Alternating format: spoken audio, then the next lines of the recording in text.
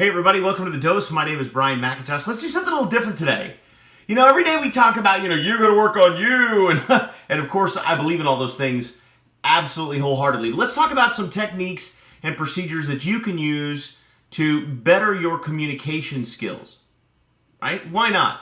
I travel around the country teaching sales organizations how to communicate and how to build relationships, how to sustain those relationships, and one of the things that I teach is understanding that people like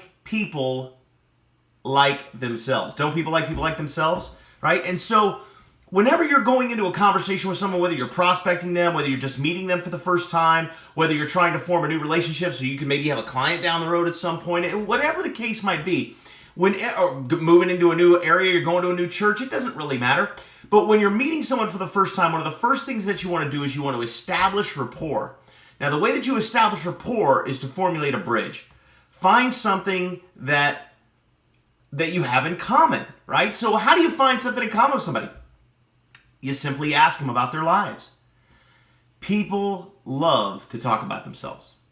It's absolutely true. If you ask someone, do you have a family? Do you have any kids? Man, they'll tell you. They'll tell you all about their family. They'll tell you all about their kids, right? They'll let you know all kinds of things.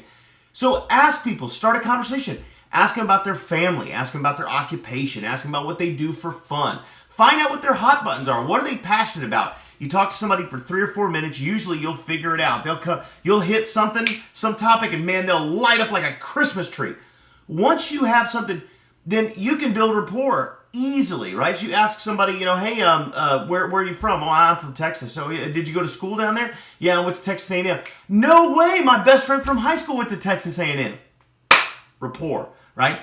Or you ask somebody, hey, what do you do for a living? Oh, I'm a doctor. Oh, man, I wanted to be a doctor so bad I couldn't pass the MSAT, right? Or whatever the case might be, right? You build rapport instantaneously. The next thing that you can do is something called matching and mirroring.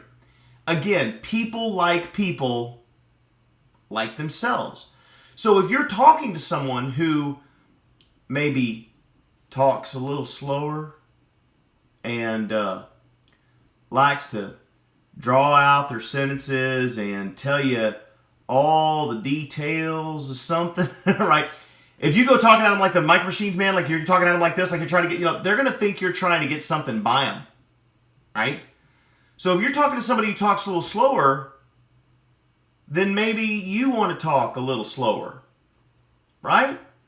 Wouldn't hurt to slow things down a little bit if you're talking to somebody who talks a little slower. On the other hand, if you're talking to somebody who talks really fast, they do everything fast, they talk with their hands, they're all excited about it, then it wouldn't hurt to talk a little bit faster. It doesn't matter if you talk a little bit faster around somebody like that. They're used to it, right? Same thing with the way people are sitting.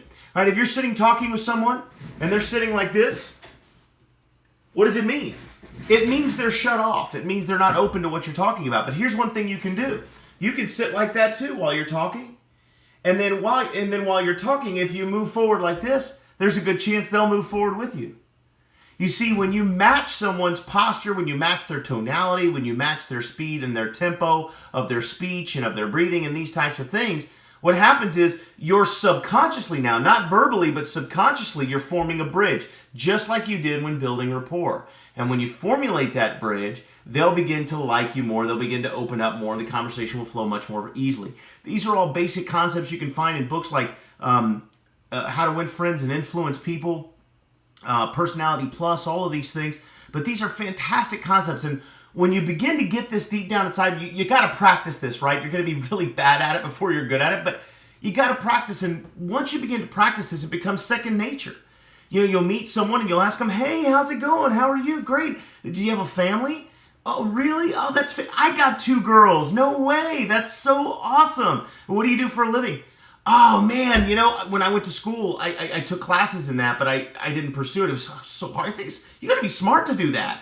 Right? You'll find yourself making conversation that builds rapport and draws people in. And when you begin to match their tonality and begin to match their pace of conversation, you'll find that you can form almost instantaneous relationships. And it's those relationships that lead to being more involved in a church, that lead to friendships at your workplace or in your church or in your social environments. It leads to more clients. It leads to more business partners. It leads to more customers. It leads to all kinds of great things in your life. Because as we know, and as we've always said, everything boils down to relationships.